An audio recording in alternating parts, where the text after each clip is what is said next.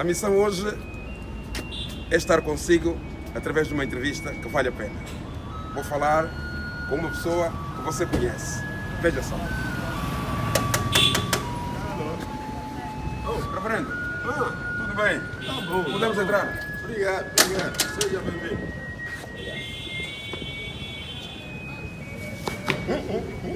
Escute.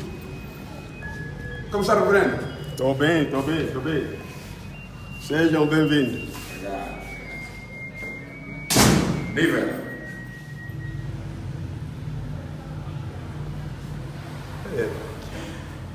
É precisamente num ponto de Luanda, dentro deste país, Angola, que eu decidi procurar alguém de quem eu tenho muito apreço. A pessoa que vai falar comigo neste momento, tenho visto muitas vezes na televisão, professo das suas ideias, tem um pensamento lógico sobre nós, é mais velho, pan-africanista e um religioso. Como está, reverendo Antônio A. Nzinga? Estou bem, muito obrigado, meu caro Miguel. Graças a Deus, estamos ainda lá. Cá, aliás, não lá. Cá. E como é que está a ver essa situação da pandemia? Essa pandemia que está a afetar o mundo e está a desencorajar os países a desenvolver.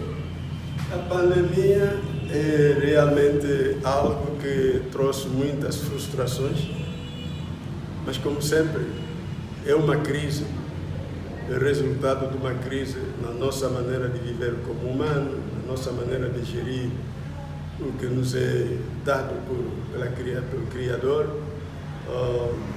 Tudo isso frustrou muita coisa e já vai um ano que está a se bater com isto. E essas frustrações, claro, a maior é a perda de milhares agora que já perderam vida em vários pontos e mesmo na nossa própria situação.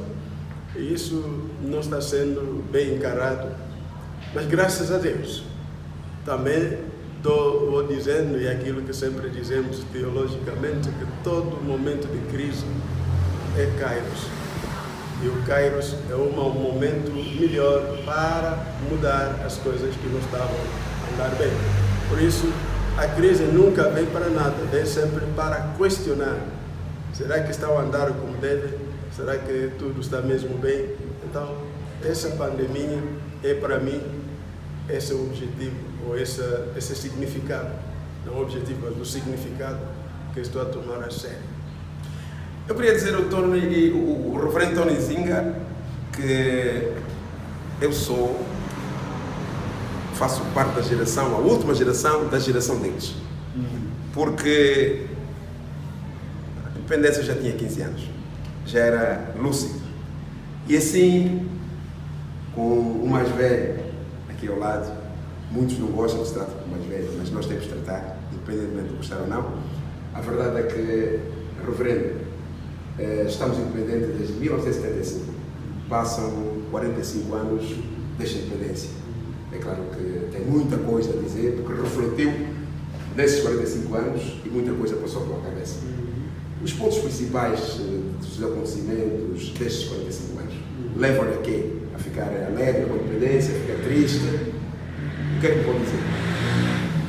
Os pontos principais da independência, olhando naquilo que vivemos durante os 45 anos, e naquilo que vivemos antes desses 45 anos, para nós que tínhamos já um bocado de consciência devido à idade, por um lado, afirmo que sim, há algo que está a se exprimir como independência na nossa vida como angolanos. Esse algo é a possibilidade que até aqui conseguimos de podermos viver não como colonizados, que éramos até 75. A colonização era algo muito mau. E eu não sei o que seria eu se continuássemos naquele estado de colonização. Primeiro porque as vidas daqueles que nos precederam não iam, como no caso da pandemia que estamos a ter, mas muitos delas perderam, as nossas famílias e comunidades perderam muita gente até sem saber como. Porque o trabalho forçado, por exemplo, depois da escravatura, e esse trabalho forçado que eu chamo como a escravatura modernizada, leva muita gente fora de Angola e fora de suas comunidades para nunca voltar e sem saber como terminaram a vida. Esse é um dos pontos. O outro ponto é o facto de não ter a liberdade de escolher o que quero ser e o que quero fazer. Tudo tem que seguir as regras daqueles que pensavam ser humanos e que nós éramos apenas gente sem civilização, esquecendo que tínhamos civilizações antes de eles chegarem aqui. Éramos povos organizados, mesmo com os nossos estados. Tudo isso ficou ignorado. Mas a independência proclamada, bom, já disse que alegramos-nos que algo mudou, que já não é aquela colonização no sentido real, é uma vivência que todo mundo esperava ser melhor e muito melhor. Algo mudou e conseguimos ter um bocado de uma liberdade que nos permitia andar, apesar da nossa incapacidade como povo. Repito, povo no sentido de uma conjuntura de povos. Uma só nação. De muitos povos. De podermos nos entender. E esse é o ponto primeiro para mim das dificuldades que tivemos. Não conseguirmos, seja durante a luta contra o colonialismo, nos entender. Estamos a todos a lutar com o mesmo inimigo. E o que vamos ser depois do inimigo sair?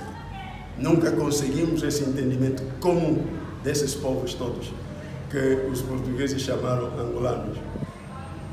E em seguida, mesmo independente, continuamos com agendas de outros povos. Agendas de outros povos, porque a tendência é sempre de dizer: se estiverem comigo, estarão bem, se estiverem com outro, vocês são maus. É aí onde a questão, por exemplo, do imperialismo, do comunismo. Então, esses dois blocos que existiam fora de nós mesmos, mas tomou controle de nós, quer dizer, saímos de um colonialismo, entramos num outro tipo de colonialismo. Quer dizer que estes blocos fizeram-nos inimigos constantes, um povo que efetivamente podia conviver juntos desde 1975, depois da independência, entrou para uma fase complicada naquela luta de 74, 75, 76, chegamos a 77, um ano e meio depois aconteceu o que o reverendo sabe, o chamado, o alegado fraccionismo, que vitimou, segundo contam alguns historiadores, mais de 80 mil pessoas. Se estamos num processo do qual chegou a independência, um ano e meio depois, o reverendo viu lógica numa coisa destas, chegou a ver lógica nisso, porque é que dentro do próprio partido, do movimento, há uma purga tão grande que levou a gente, um ano e meio depois, a ser morta? Porque é exatamente isso. Os que o que são que nós percebíamos como amigos, tinham interesses deles próprios e utilizavam, como sempre até hoje continuam a utilizar uma força qualquer, os problemas internos que colocam nos seus sacos. Eu gosto de voltar na palavra que eu li da mana de Olinda Rodrigues, que falou nos anos 60. Eu era jovem, adolescente até, quando ele fala nesses termos. Ela sai de Angola como aluno da Igreja Metodista para ir estudar no Brasil. No Brasil começa a estudar, mas nota-se que ela estava na lista dos serviços secretos do colonialista da PIDE, que seria presa.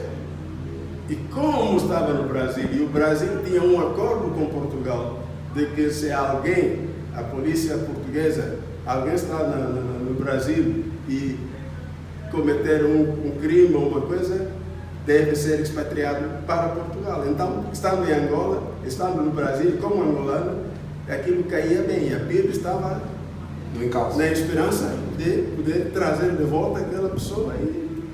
E então, graças a Deus, a igreja tira-lhe do Brasil para ir estudar nos Estados Unidos. E chega nos Estados Unidos, continua com aquela visão de que nós, angolanos e angolanas, precisamos de trabalhar para a nossa liberdade. Sermos o que nós e Deus fez de nós. Com essa visão, mas lá no Brasil a pressão é que se você quer trabalhar para a liberdade do teu país, tem que estar na ala tal. E aí esta ala tal, por exemplo, deveria estar com a UPA-FNLA. Quer dizer, que era a formação política que os americanos consideravam melhor do que os outros, que chamavam de comunista. E então, a Amanda de Olinda que vai dizer, mas por que a análise e interpretação da minha situação e da minha luta pela liberdade deve ser condicionada à análise que os americanos fazem da relação deles com os soviéticos? Eu gostei desta pergunta que ele colocou em 1962, 63. Repita só a pergunta. Por que o meu engajamento para a luta de libertação no meu país deve ser analisada e entendida na base das relações entre a América e a União Soviética? Ela coloca a pergunta de uma maneira que me impressionou. Infelizmente não li isso naquele tempo, li isso agora. Mas animou-me bastante, porque naquele tempo eu tinha um pensamento não igual, mas também não me associei a esta lógica de que para ser independente tem que estar com aqueles que advogam o capitalismo. Porque o que ele estava nos castigando nós é o capitalismo. Então, como jovem, estudante, eu entrei nesta lógica. E é por isso mesmo que na luta de libertação eu não peguei armas. Nunca pensei que a luta só tem que se fazer pelas armas. Mas aceitei o uso da arma e trabalhei intelectualmente e socialmente no sentido de que nós temos que ser independentes e dar a contribuição. Quer dizer, estou a querer dizer, nós entramos nesses problemas porque nem sempre fizemos o que nós queríamos, mas éramos condicionados por aqueles que consideramos como nossos apoiantes. E é a razão por que, em 75, não conseguimos ser independentes no sentido real. Porque quem pensou, ou quem teve maior capacidade de controlar a nossa ação, fez o que ele fez. E cada um tirou do seu lado. E nós não conseguimos ter uma ideia, quando dissemos somos independentes, de que Angola vamos ter. Uma vez eu disse isso, alguém não gostou, quando eu disse que você, olha bem, quando dissemos que o Mano Mangushi, o presidente Agostinho Neto, que declarou a independência de Angola, você escuta bem a declaração, em nome do Comitê Central do MPLA e do povo angolano, declara. O discurso é assim que está. E o que é que entendeu desse discurso? Porque, embora aceite a declaração pela independência, mas a independência não trouxe o que todos os angolanos pensavam, porque nunca tivemos um consenso de quem Angola vai ser para ser independente. Teria sido muito cedo, referendo, teria sido em 75 muito cedo para a independência, os angolanos estavam maduros na sua luta contra o colonialismo. Como é que foi? Por que é que nos perdemos? Nós perdemos porque durante a luta não fizemos muito pouco, não é que não fizemos nada, fizemos muito pouco para olharmos nesta Angola como um país. Está vendo? Mantemos nos nossos territórios, que são, fisicamente você não está a ver isso, mas mentalmente sim. Porque as forças que estavam a lutar pela independência, todos estavam a dizer, FNLA, Frente Nacional para a Libertação de Angola. MPLA, Movimento Popular para a Libertação de Angola. Vamos por a UNITA, União Nacional para a Independência Total de Angola. Mas se olharam muito bem, todos estavam a falar de Angola. Mas a Angola não parecia ser uma. Eram 3 ou 4 ou 5 Angolas que estavam aí a virar, porque nunca chegamos a um consenso de que Angola vamos ter. Não fizemos isso antes do 11 de novembro e não conseguimos isso depois. Levou-nos muito tempo para parar com as confrontações armadas. E então, esse investimento em Angolas, que não era uma, fez com que perdemos muito. E eu tenho dito isso há muito tempo, que podíamos, não era impossível, fazermos que criamos etapas. A primeira etapa, a Angola, para a qual estamos a lutar todos nós, é esse, o espaço criado pelos portugueses, criado pelas decisões da Conferência de Berlim. Como todos os países, muitos países nesse continente, é assim que andaram, não tinham escolha, não é? E que, apesar de eu ter apoio ou dos soviéticos, ou dos alemães, ou dos britânicos, ou dos americanos, mas a Angola, como espaço, é um, e como povos, são seres humanos. Não importa se estão ligados com o MPLA, com a FENELA, com a UNITA, mas são seres humanos e devem fazer tudo para que todos se sintam parte do processo. Essa não foi a prioridade, digo bem, não foi a nossa prioridade. E aí nós falhamos. Mas que a proclamação da independência, ela própria custou vidas, só para ser proclamada. E desta vez não é contra o colonialismo, mas é entre nós mesmos. Então, nós não fizemos melhor, mas quando se chegou à paz no sentido de calar de armas, especialmente em 91, não, vou dizer em 2002, não é? Porque em 91 conseguiu-se alguma coisa, mas não funcionou como deve ser. Continuamos a ser puxados pelas partes que tinham interesses estranhos a nossos próprios interesses. E muitas vezes não tínhamos capacidade de dizer não, para não perder tudo. Então, essa é a história. E essa história tem que ser analisada honestamente e com seriedade para podermos chegar a um entendimento comum. É aí onde eu vou dizer.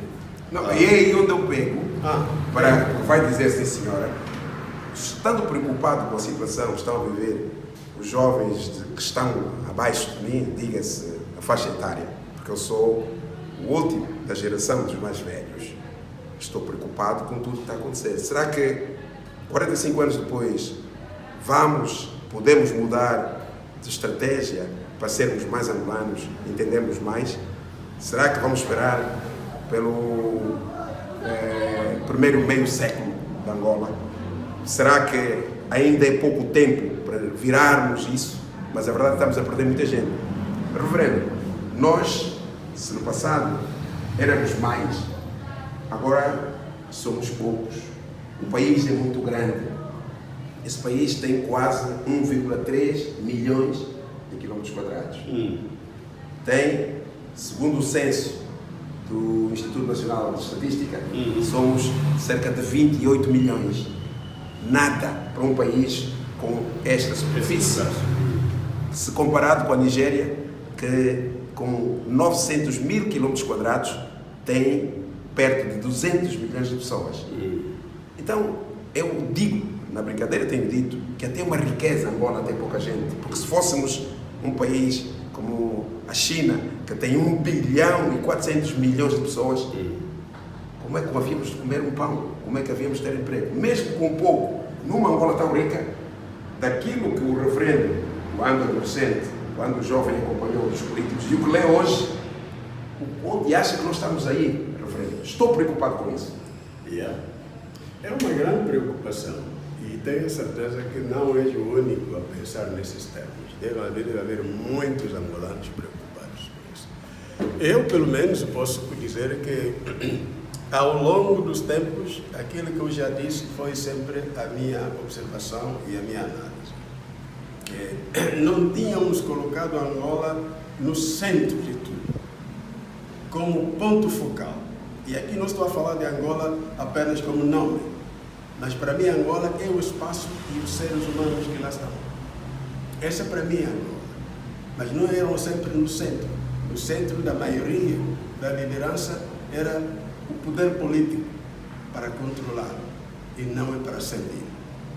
Esse é um dos erros que nós cometemos e ainda, infelizmente, não nos descartamos disso completamente. Por isso mesmo, em 2015, quando começou a se falar da crise econômica, das dificuldades, e, como sempre, empurramos tudo a uma condição, a uma causa externa, é a queda do preço do petróleo. Bom, eu já tinha dito naquele momento, foi em dezembro de 2015 que eu disse, precisamos de repensar agora. E até hoje continuo confiante que para sairmos realmente dessa situação, precisamos de repensar Angola. Quer dizer, temos que redefinir a Angola que queremos ser. Não é a Angola que queremos ter. Porque a Angola que queremos ter é essa sempre que está influenciada por outra gente que vem para tirar o que temos. Não é para nos ajudar a ser o que queremos ser. Desculpe-me, reverendo. Não acha que Angola, na perspectiva dos espíritos, está amaldiçoada? Não. Não. Não acha? Ainda estou a achar que Angola está amaldiçoada. Não. O nosso Deus nos ama. Okay. Eu gosto desse Deus. Ele nos ama mesmo. Você está a imaginar que, mesmo durante um tempo tão crítico, Angola continua a ser um país rico. Mas o Angola ainda é um país rico, com os mesmos recursos naturais, quase 100 rios, cerca de 60 milhões de hectares de floresta, 35 milhares de hectares de terras aráveis. Não é por falta de indústria, não é por falta de desenvolvimento neste país. E vamos continuar ricos toda a vida, com gente a morrer de fome. Aliás, reverendo, quando eu cheguei aqui, o reverendo ficou triste, porque estava a receber-me numa altura que não tinha energia. Bastante triste. E eu pergunto, mas a energia vem da água, vem dos rios. Os rios são de quem? São de Angola. E nessa região é o país com maior capacidade de água. De água. As bacias são muitas.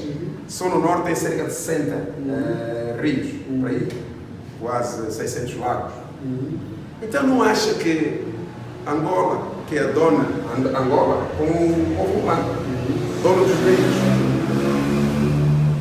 a energia vem da água, mas a água é dos rios. Então, se tudo é da população, por que nós pagamos a água? E por que não temos energia? Então, se o rio vem de Deus, ou estou enganado? O rio é de Deus e temos mais de 70, 80 rios, por que nós pagamos mais a água? Por que pagamos a energia? E há quem pode, neste momento, a dizer, não, paga-se energia porque o governo compra o equipamento para gerar tudo isso. Então, mas não se paga este equipamento com o petróleo? O petróleo é de quem? Fica com essa ideia, reverendo, para explicar o que vai na minha mente. Eu estou frustrado com a situação atual. Como é que estamos? Mas é exatamente por que estou a dizer que nós temos que repensar Angola. Deveríamos ter feito isto em 74, 75, pelo menos até 74, 75 no início, recriar a Angola que queríamos ser. Não nos foi possível devido à confusão dessas ditas grandes potências, e que utilizavam a nossa situação para se fortalecer a eles mesmos. Porque as grandes potências lutavam em grandes discursos e tudo, mas quem pagava somos nós com as nossas vidas. As armas que estavam a produzir nos nossos países eram ensaiadas. E ensaiadas, depois saíram. Eu vou dar um outro exemplo que me tocou muito em 91, na Inglaterra. Estou a estudar e saio da cidade para ir à universidade. Entro no comboio, vejo um jornal, compro o jornal. Foi em 92. Compro o jornal no início de 92. E o jornal que eu comprei estavam a mostrar das armas utilizadas pela invasão americana no Iraque. Você lembra? Sim. as armas utilizadas, quais são as armas que eram muito fortes e que receberam um grau, quer dizer, considerado como mais importante. Das armas mostradas, o Reino Unido, eu estava na Universidade de Leeds, e é na cidade de Leeds onde tem a indústria militar, uma das indústrias militares, que produziu o tanque, que foi considerado como o melhor tanque naquela guerra do Iraque, da invasão contra Saddam Hussein. 1. 2. A África do Sul foi considerado também como um tanque que aproximou na linha dos tanques. E esse tanque foi produzido depois de ter... É a minha solução, a minha análise. Porque lembra-se que com a integração da UNITA quer dizer, a criação dos FAS, ou mesmo depois da situação de 89, 90, o exército sul-africano, ao recuar, ao sair, muitos tanques que nós utilizávamos foram vendidos. Aqueles tanques estragados. E alguns ficaram aí? Não ficaram lá, foram vendidos. A África do Sul foi o melhor comprador. E a Edel, se não me engano, Edel era a empresa que estava a produzir essas armas. A Edel? Edel, não é Edel aqui, não é Edel. Lá na Inglaterra? Não, na África do Sul. Na África do Sul, ok. Os tanques produzidos pela África do Sul saíram na terceira posição dos tanques utilizados no Iraque. Primeiro tanque eram os ingleses. Terceiro tanque era sul-africano. E esse sul-africano, essa é a minha conclusão, comprou muito equipamento que nós recebemos da Rússia. A Rússia era os seus equipamentos militares, os americanos estavam atrás deles a todo momento para poder, porque esse é o jogo que eles faziam. Da mesma maneira, os russos faziam também dos equipamentos militares americanos. E então, quando eu li esse jornal, cheguei na sala de aula, não estou a conseguir concentrar. E eu dava aula. E quando saio da sala de aula, a dar aula, quando vou no seminário, não estou a conseguir me concentrar. O meu amigo que me conhecia muito bem, Daniel, alguma coisa está mal contigo hoje, o que é que se passa? Eu disse, o quê? Alguma coisa está mal contigo, não estás bem. Viemos no meu escritório. E o meu escritório estava na biblioteca central. E quando ele viu o jornal em cima da mesa, o jornal militar. Já sei. Você leu essa coisa? Eu disse, sim, li. E aqui é a universidade onde as coisas militares são feitas. E ficou chocado, desapontado. E o meu povo a morrer. E os que vêm lutar no meu país produzem armas. E aqui onde estou a estudar é a mesma coisa. Como é que você pensa que eu sou? Desculpa. Fica bem. O que estou a querer dizer? Nós angolanos, aquela coisa da mamãe de Olinda, é por isso que me tocou muito. A nossa história, temos que analisá-la como ela foi. E temos que assumir o que sofreram aqueles que nos precederam. E se realmente queremos ser Angola, não o nome que me interessa, são os povos. E esses povos passaram por situações críticas. E nós temos que assumir a história. Os males que tiveram que viver e dizermos, chega. Onde vamos, não vamos aceitar mais isto. Eu vou-vos dizer uma coisa que nunca disse, hoje é a primeira vez que está me vindo na mente. Quando o massacre de Cassinga teve lugar, parece que não sei se os generais sabem como é que o massacre de Cassinga teve lugar. O avião que foi fabricado foi para ensaiar o avião. Aquele avião, o primeiro trabalho que fez é que veio bombardear Cassinga. Eu recebi a documentação toda. Se o SICA não tivesse destruído os arquivos que eu deixei, eu iria pegar a documentação e vos mostrar. Como secretário-geral do Conselho, recebi a documentação. Fui convidado numa reunião onde eu ouvi isso a ser dito. Nunca disse isso. É a primeira vez que está me vindo na mente. Quer dizer, quando a Amanda de Olinda diz, por que a minha liberdade a nossa liberdade tem que ser analisada na base das relações que outra gente tem e não na base da minha existência como povo. Esse, para mim, é o problema real que temos como angolanos. E começar a pensar assim desde 2015. Não vamos conseguir mudar quando continuamos a pensar em reproduzir modelos que fizeram do outro aquilo que são. Nós temos uma história. E a partir da nossa história, temos que criar a história daqueles que vão nos seguir. Quando eu digo não gostaria de ver os nossos filhos e netos a viver nas coisas que nós vivemos, é essa a situação. Mas não tem sido o objetivo da maioria da nossa liderança. A maioria da nossa liderança é estar no poder, estar a fazer, e não pensa que os outros também pensam. Isso é que nos faltou durante a luta. Não conseguimos nos juntar. Não conseguimos.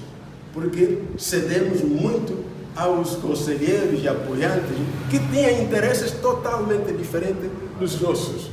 O interesse deles é controlar-nos para eles beneficiar. Falou da riqueza. Falou da riqueza. Eu, quando foi aquilo que já disse publicamente, 84, dos 3 conselhos de igrejas na África Austral, escolhidos para visitar as grandes potências, menos a União Soviética. O Conselho Angolano de Igrejas, o Conselho Sul-Africano de Igrejas e o Conselho Namibiano de Igrejas, e que fomos escolhidos.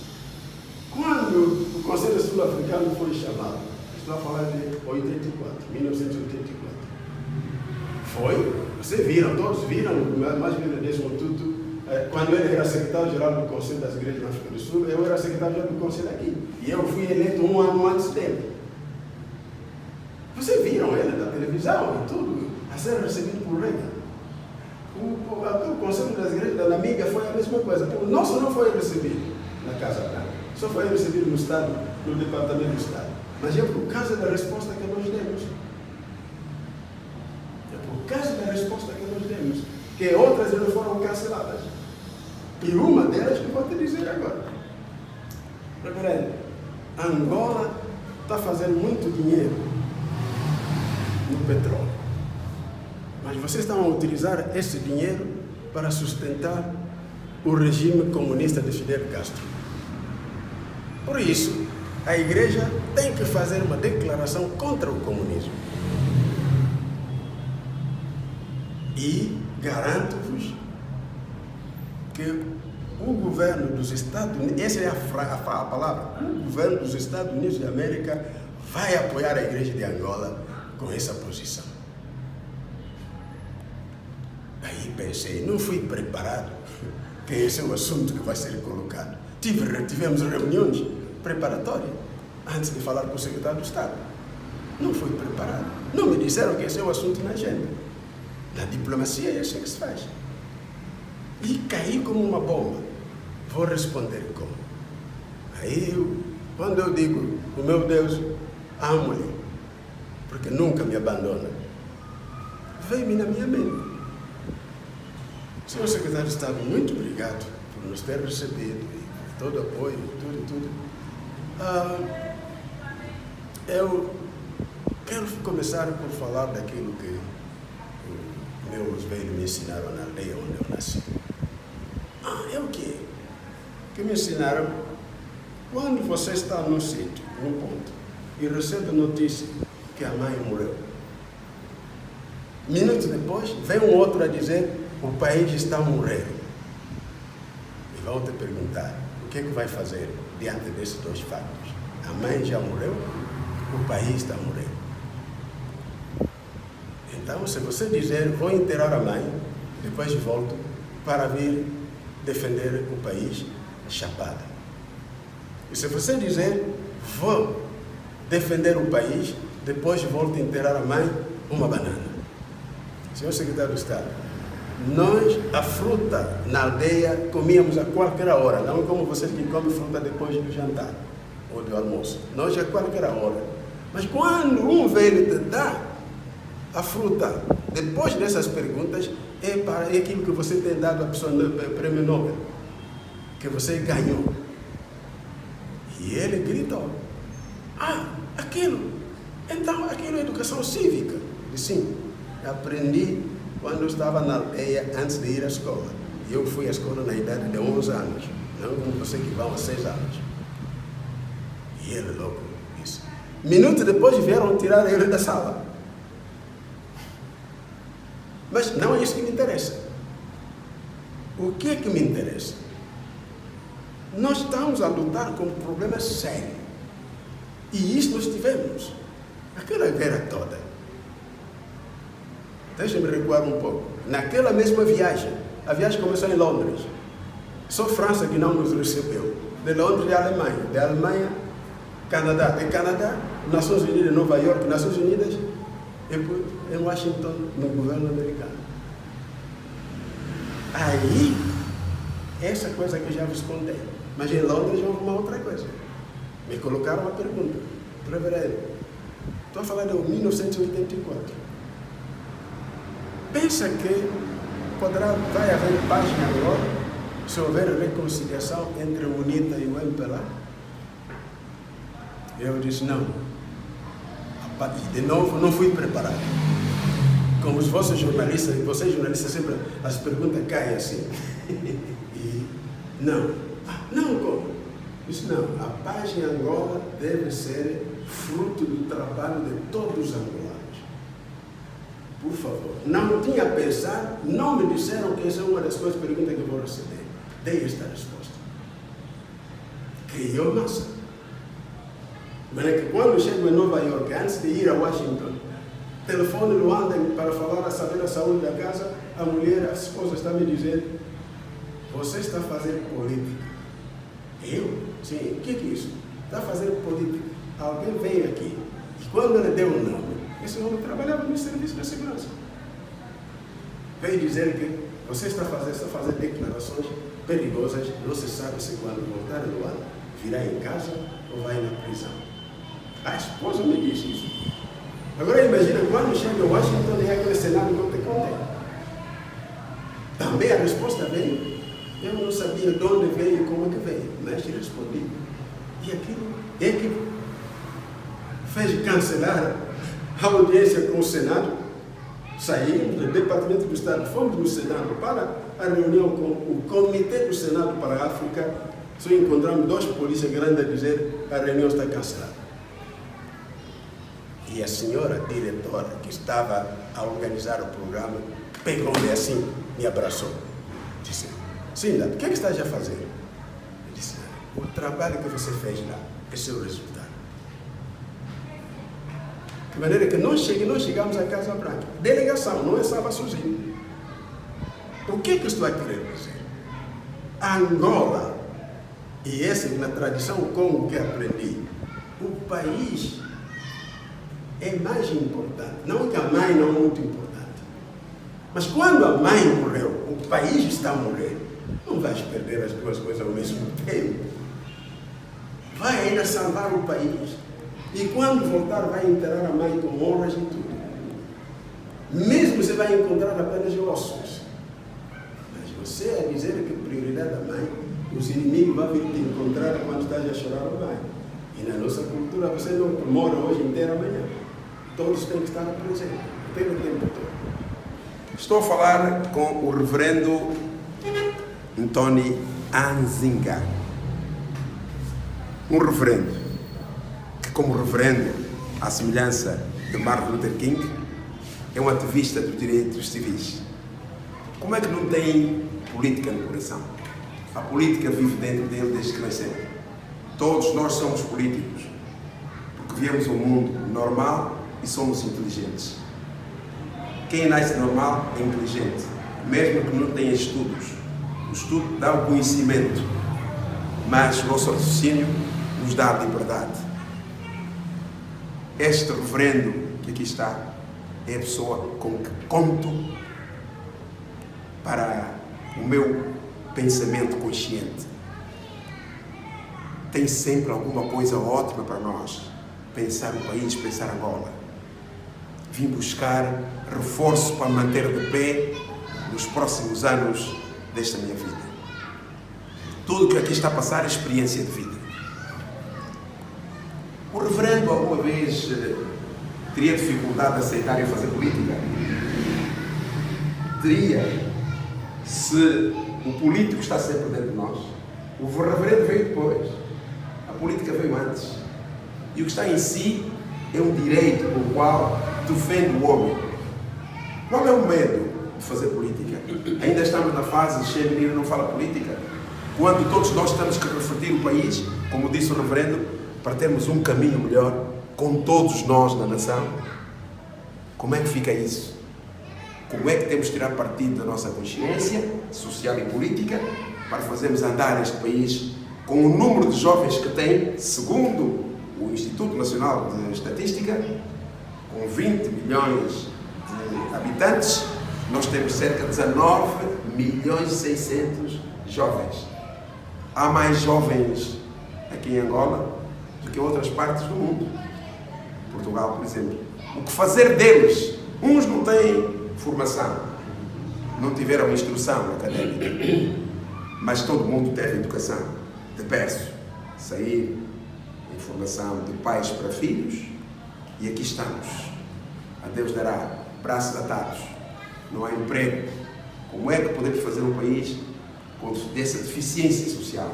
Reverendo, estou a meter dentro de um processo político, porque está no seu coração como reverendo. Nós nascemos políticos. Reverendo, ajuda-me, por favor. Todo ser humano é político. Todo ser humano é político. Ninguém que não nasce político. Aqui tem que saber a questão do polis. Política não é a profissão, como alguns querem fazer isso uma profissão. Eu parto sempre do princípio do meu Deus, que diz, no primeiro capítulo de Gênesis, fazemos o homem na nossa imagem e fez o homem e mulher. No segundo capítulo diz outra coisa, que para mim considera uma interpretação do primeiro capítulo. O segundo capítulo está dizendo o quê? Não é bom que o homem esteja sozinho. Vou fazer mais um outro ser para estar em Deus. E a vida mudou. Esses 12 capítulos, para mim, na Bíblia, eu vejo o mesmo Deus que fez o homem e mulher. Está na Bíblia. Do ponto de vista hebraico, quando digo homem, está falando do ser humano. E o homem macho e o homem mulher, mas Deus criou. O segundo capítulo está dizendo, não é bom que o homem esteja sozinho. A política começa quando está com o outro. Quando está sozinho, anda sozinho, num território como este, dificilmente vai ser política. Porque a política é a expressão de convivência. E essa convivência tem implicações. Eu devo te tratar como gosto de ser tratado. E você vai me tratar da maneira como gosta de ser tratado. O que é bom para mim deve ser bom para ti. E o que é mal para mim não deve ser bom para ti. Essa é a verdadeira política no sentido da minha relação com meu Deus. E é a política que gostaria de ver, que aliás que deveria haver em qualquer sociedade humana. De maneira que eu não me considero apolítico. Sou político porque sou humano. E para ser humano, devo ser pessoa. E para ser pessoa, deve ter relação com os outros. Tá vendo? Essa é a diferença que há. Há gente que querem viver não como pessoa. Eles é que vivem, eu é que sou, eu é que faço, eu é que quero. Mas o que vai acontecendo na maioria dos casos é abusar a existência do outro. Fazer coisas como não pensa que o outro também é humano, fazer coisas sempre a querer pensar que ele só deve obedecer a mim, ele que só deve seguir aquilo que estou a fazer. É aí quando a política se torna miséria. Mas política, eu não digo que eu não sou político, porque Deus, quando me criou, criou você.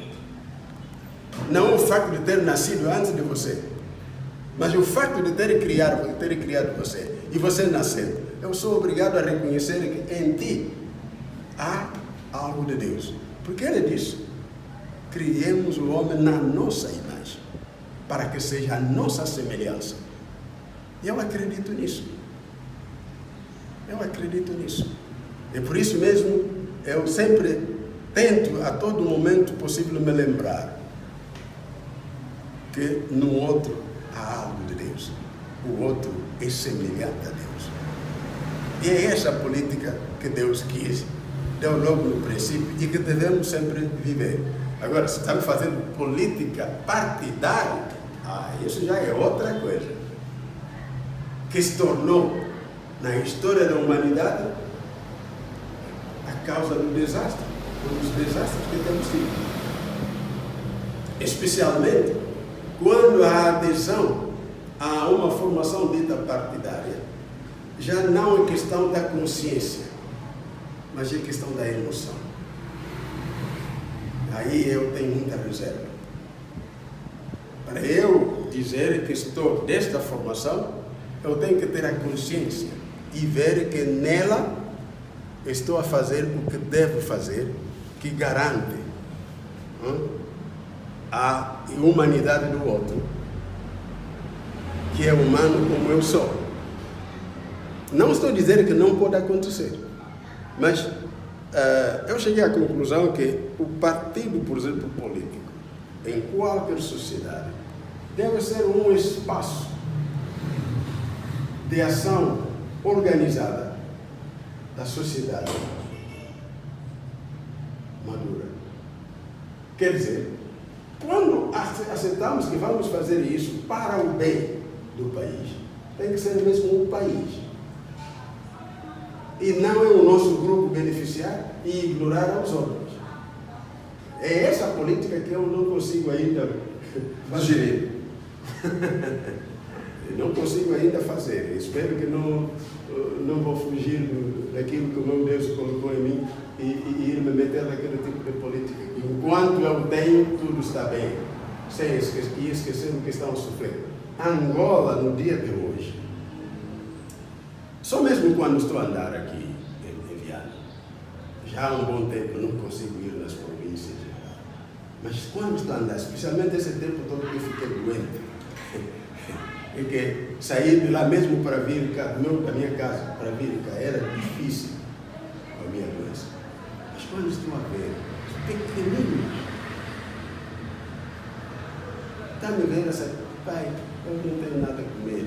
Uma criança, não sei, de 4 ou 5 anos. E a mãe, semana passada, estou a sair da casa, abri o portão para tirar o carro fora, e quando estou a querer, uma criança parece que de 4 anos. E a mãe está onde? Não sei. Não sabe, sim. Então espera aí, eu vou te pôr no carro, vou te levar na tua casa. A tua casa está onde? A criança não consegue. Depois, vi 2 outras crianças já viram e se pegam os 3. E eu não tinha no bolso nada que eu possa dar. Só tirei a garrafa de água que estava no carro, que eu coloquei para beber, no caminho levou, entreguei a eles. Você imagina o que isso significa? Para um país que diz que explora milhões de toneladas de petróleo, milhões de toneladas de diamantes, as terras mais ricas para um trabalho agrícola bom. Aquela história que eu estive a vos contar, por exemplo. Posso ajudar? Pode. Um país que nunca teve calamidade natural. A única calamidade que tem, nem é natural sequer, é a ravina.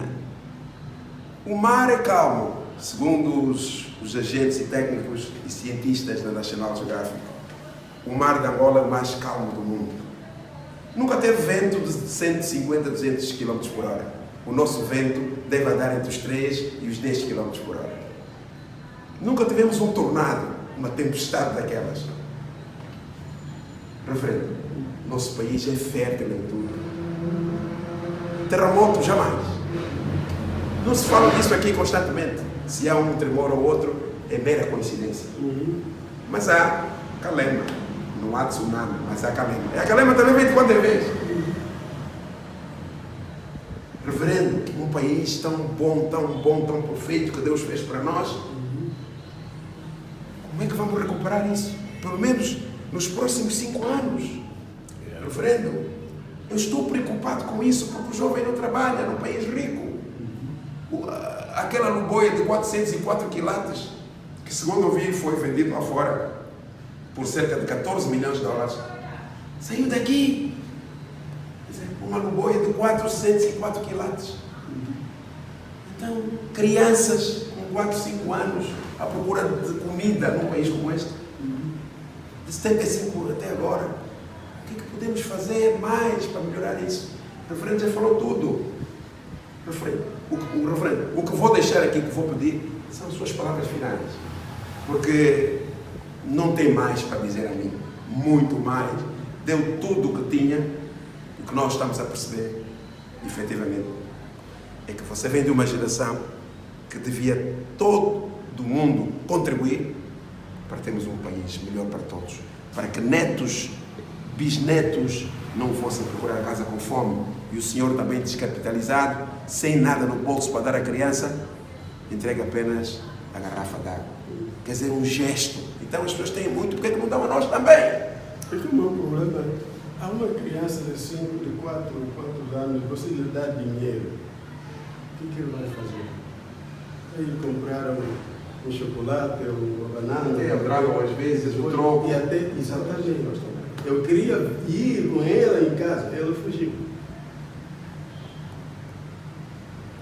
Olha, quando eu disse que nós precisamos de repensar Angola, o que é que podemos fazer para esse país no estado em que está?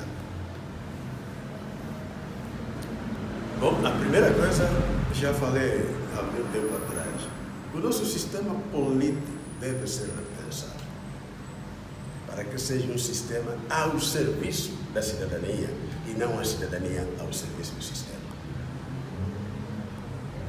Para mim é crucial. Porque até hoje não é o Estado. Bom, outro dia estive a dizer onde é que estive, na rádio inglesa, quando falei que até hoje não saímos completamente do Estado colonial para o Estado independente.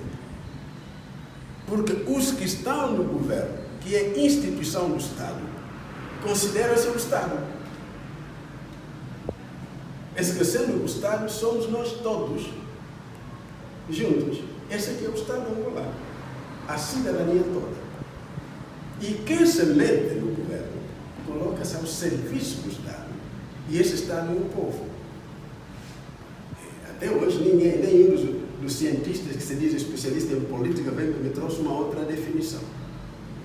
E na nossa própria sociedade, banto, especialmente eu, a sociedade como, quando os velhos dizem que futumba, caquitumba, a chefia, quer dizer, a liderança no sistema do Estado tem que ser indicado por outros e não você próprio se dizer que é o que manda.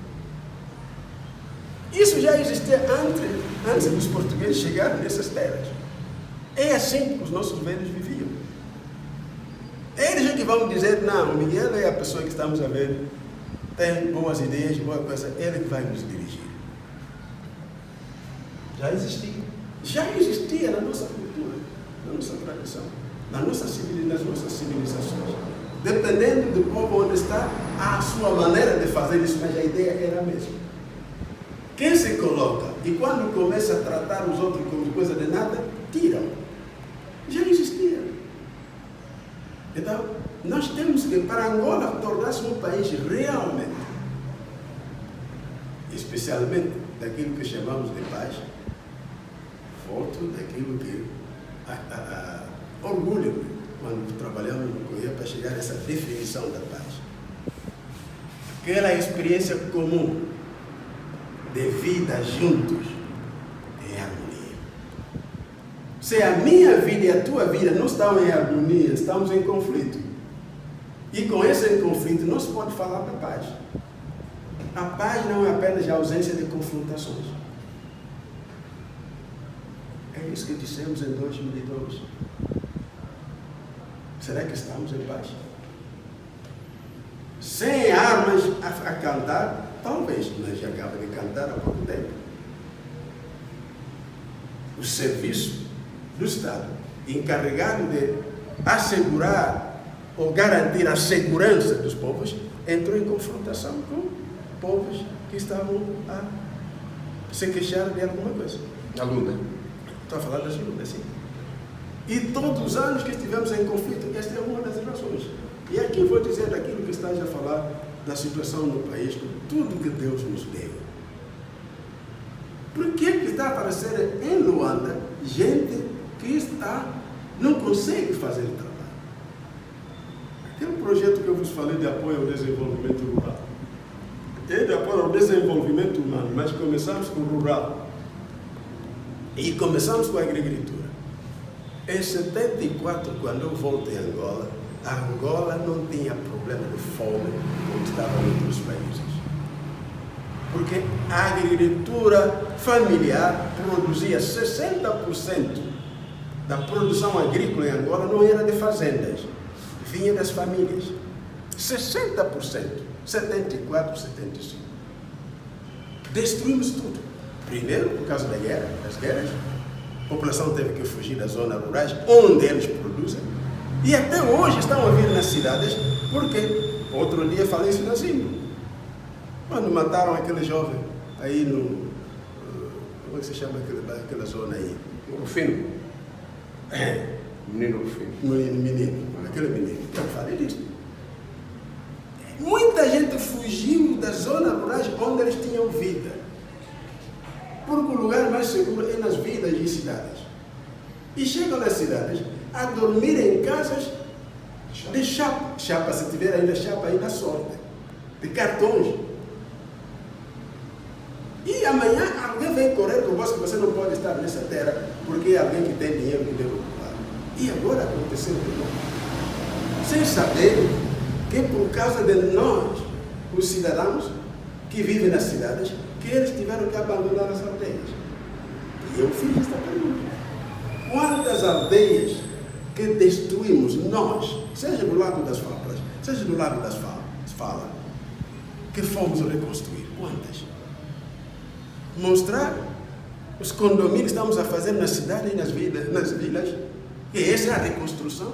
E aqueles que fugiram das aldeias deles, abandonaram e a fugir a ver a sua casa em fogo de fogo, nunca voltaram às aldeias, temendo, porque não tem certeza que a coisa vai funcionar. Essa é a paz. Quando estou a dizer temos que repensar, temos que analisar as causas do nosso conflito e dos conflitos que nos tiraram e dizer chega e nunca mais. Tem que ser um compromisso de nós todos, que nunca mais deixaremos que aconteça assim. Esse é para mim o meu primeiro ponto. Segundo ponto, da economia. Quando as pessoas falam de desenvolvimento, estão a pensar que quando temos uma cidade, uma vila com ruas asfaltadas, esse aqui é o desenvolvimento. Para mim, o desenvolvimento é o melhoramento das capacidades de cada ser humano de lidar com os desafios da vida. Está a notar agora? Estamos a falar de eletricidade e tudo. Temos máquinas boas trazidas para cá, colocadas para nos dar esta luz, mas há quantas vezes não temos esta luz a funcionar? E por que as barragens antigamente estavam funcionando mesmo nas aldeias pequenas? E vou dar um outro exemplo. Os velhos na minha aldeia onde eu nasci, quando cheguei em 74, entraram no jogo de produzir café. Todos os anos os portugueses iam comprar café lá. Depois, quando eles vão no posto, encontram as lojas com o gerador que está a dar água e luz. O meu tio, irmão do meu e minha mãe, era o Soba. Até regedor, era subir do Soba para regedor. Juntou-se com todos eles, decidiram que vão pôr o gerador lá na aldeia, que vai tirar a água, em vez de ir de manhã longe, cartar a água, vai vir coisa. Fizeram isto, eu vi em 74. Em 75, não sei se abril ou março, o gerador veio, mas não era um gerador simples, ele queria dar também a luz. Grande. Foi colocado com o dinheiro deles que produziam café. E estávamos a conversar, quando eu vou na aldeia, todo mundo, os velhos vêm comer lá em casa onde eu estou a dormir, para conversarmos. E eu coloquei a pergunta: quem vai gerir isso? Senhor, eles vão vir garantir a manutenção e tudo. Eles quem? O administrador, a administração portuguesa. Funcionou por um tempo. Você imagina, eles tomaram a iniciativa, contribuíram dinheiro, compraram isto, e tudo aquilo funcionou em 75, quando a máquina no posto da administração avariou. Naquele tempo já é a FENELA que ocupou. Já o administrador colonial saiu. Sabe o que aconteceu? Ele foi tirar aquele motor que estava na minha aldeia, levou no posto. E até hoje nunca voltou. Mas eu estou a dar esse exemplo para dizer, quando as pessoas têm iniciativas, não pensem que só tem que ser universitário para ter iniciativa de desenvolvimento. Um dos debates que eu tive com os velhos, eles diziam que produzir mandioca, e que isso é o trabalho das mulheres, os homens têm que produzir café. É assim, pai, não aceito isso. Ao lado do café, ponha também mandioca, ponha milho, ponha quê? Brincaram, né? Quando a guerra entrou, e não há ninguém a comprar café, a casa do meu tio estava cheia, a casa onde guardavam café, cheio de café. Não saiu. Agora vai comer o quê? Começaram a me dizer, quando eu vou na aldeia, eu ia regularmente, começaram a me dizer, agora são as mulheres que têm dinheiro. Eles estavam, porque as mamães estavam a vender mandioca, estavam a vender jinguba, estavam a vender tudo. E como toda a gente que voltou do Congo, que eram refugiados, voltaram, não tinham nada para comer, tem que vir comprar coisas lá na minha zona. Então, o meu irmão que morou o mês passado aqui em Luanda, mais velho, ele está dizendo, agora as mulheres é que têm dinheiro. Diz, é? Você pensou que o café que dava muito dinheiro, agora as mulheres que têm dinheiro. E você vai viver sem a mulher que está produzindo. Não, está vendo a questão do desenvolvimento. A abordagem de pensar que é trazendo aquilo que os outros fazem nos seus países, que farão de Angola melhor. Não acredito nisso. A criatividade nossa tem que ser apoiada pela ação comum.